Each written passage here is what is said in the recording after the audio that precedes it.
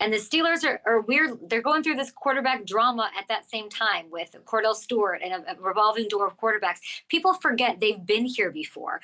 Then they get Roethlisberger. Now they're back in this sort of purgatory. It's a huge question, and I think you can answer it. How do you fix the Steelers? Who is their quarterback for the next 20 years? That's what I'd like them to have for Tomlin. Well, a lot of the conversations have been about Mike Tomlin. A lot of conversations have been about the quarterbacks, and all those conversations should be had. But you cannot change the quarterback unless you change that wide receiver room. They have a major problem with their wide receivers. So I don't care who they get there now. They don't have a great wide receiver room. The wide receivers have struggled. The coaches there have struggled them. I would say that they have a hard time listening. The wide receiver, they have not grown the way that they should. Pickens should be a better player. He should be more consistent than what he is. So behind the scenes, I can guarantee you that Mike Tomlin knows they got a receiver problem. And it's hard for your quarterbacks to elevate when your wide receivers are not consistent. You don't have guys in the room that are grown men. You got young people and guys that aren't growing up as wide receivers. So, yes, they do have a quarterback problem, but they also have a wide receiver room problem. And both of those should be solved in one offseason.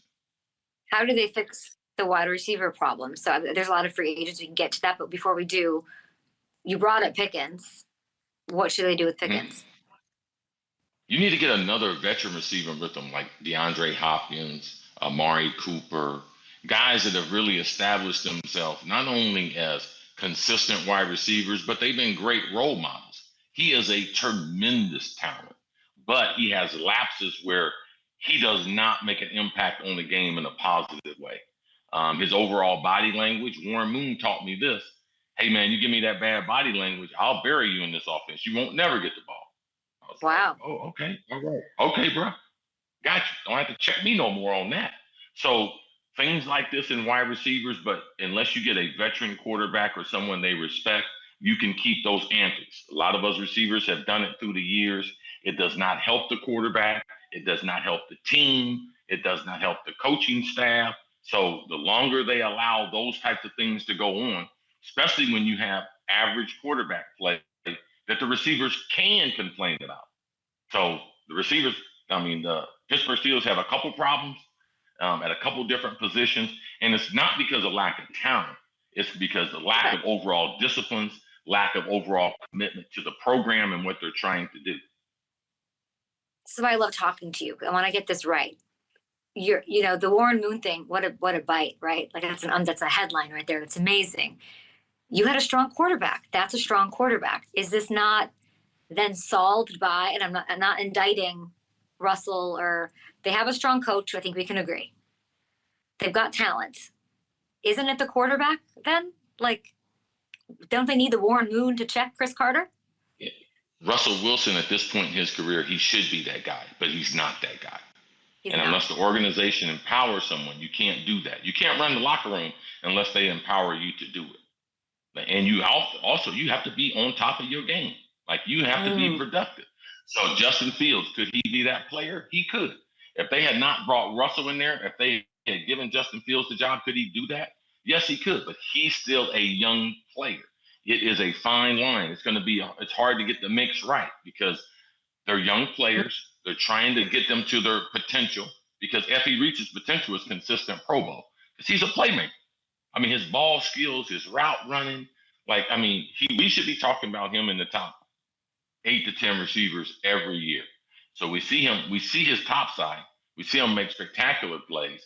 And because of inconsistent play and because of lack of route discipline, then sometimes he disappears in the game. So it's not just him. It's the system that they run and the quarterbacks that he's partnered with in that offense there in Pittsburgh. Let's look at some free agent wide receivers. Let's get those huge hands on these guys. Obviously, T. Higgins is the belle of the ball. But let's just start with keep with the Steelers here. Who should they be looking at, do you think, that fits the bill for you to improve that room? I think at this point in his career, Amari Cooper, man, I love him. He's just been so consistent, and he's a great human being. I mentioned DeAndre Hopkins earlier. Chicago, Keenan Allen, if he was in Pittsburgh, because he's a slot receiver now at this point in his career and totally different, he has really grown a lot, and he would understand Pickens and be able to make a contribution to his growth and development. Because I do believe that these receivers listen if they get the right voice. I do believe those receivers right there would be a good mix in Pittsburgh. Cooper Kupp, I do believe his career will be revitalized wherever he goes. I really respect him as a receiver. When he's able to stay healthy, he's very, very consistent, very, very explosive.